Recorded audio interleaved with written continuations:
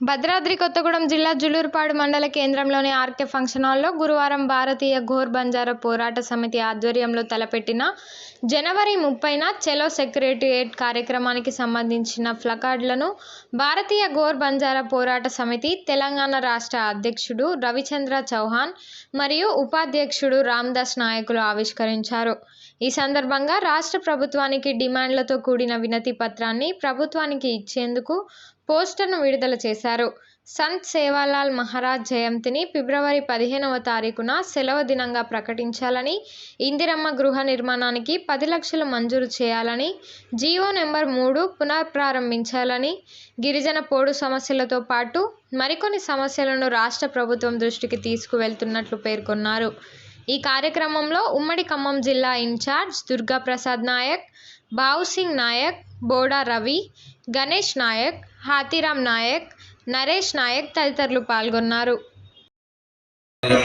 పుట్టినరోజు వేడుకల్ని గవర్నమెంట్ వారు అధికారికంగా ఫిబ్రవరి 15వ తారీఖున సెలవు దినంగా ప్రకటించాలని కోరుతున్నాము.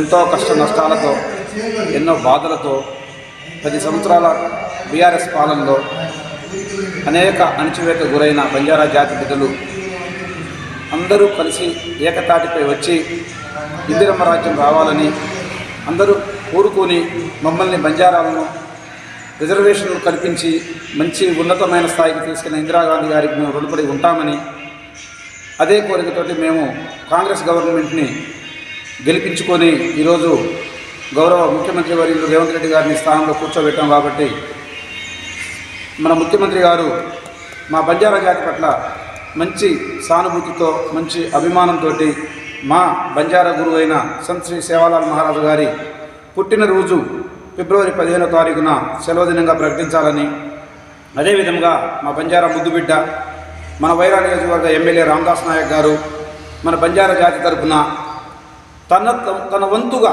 తన ఎమ్మెల్యే స్థానంలో తను కూడా మన సీఎం గారి దగ్గరికి వెళ్ళి, అయ్యా మా బంజారా జాతి ఆరాధ్య దైవమైన సేవాలాల్ గారి జయంతిని సెలవు దినంగా ప్రకటించాలని మా తరఫున తమరిని కూడా కోరమని విన్నవించుకుంటున్నాము.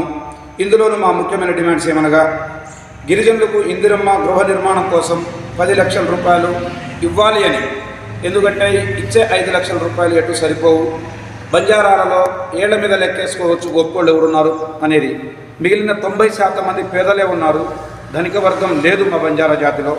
ఎక్కడో 1-2 ఉంటుంది, తండాకు 1-2 ఉంటారు, కానీ 90% మంది పేదలే ఉన్నారు. కాబట్టి వారికి ఈ 5 లక్షల రూపాయలు ఏ రకంగానూ గృహ నిర్మాణానికి సరిపోదు. కావున 10 లక్షల రూపాయలు మంజూరు చేయాలని, అదేవిధంగా జీవో నెంబర్ 3ని పునఃప్రారంభించి 1/70 యాక్ట్ని పకడ్బందీగా అమలు చేయాలని, మరియు గిరిజన రైతులకు పోడు భూముల సమస్యలు శాశ్వతంగా పరిష్కరించాలని, అదేవిధంగా గిరిజన గురుకుల మరియు హాస్టల్లో నెలవారీ బాలబాలికలకు ఇచ్చే కాస్మెటిక్స్ ఛార్జీలు పెంచాలని, మరియు సదా బైనామా భూములు పార్ట్ B 13 పెండింగ్ సమస్యలు పరిష్కరించాలని, మరియు మా గిరిజన లంబాడి తండాలలో సాధువులు బుడియాబాబు పేరుతోటి వాళ్ళ జీవితమే దానికి అంకితం చేసి సేవ చేస్తూ దారుణమైన జీవనం వెళ్ళని పరిస్థితిలో గడుపుతున్న వారు చాలామంది ఉన్నారు.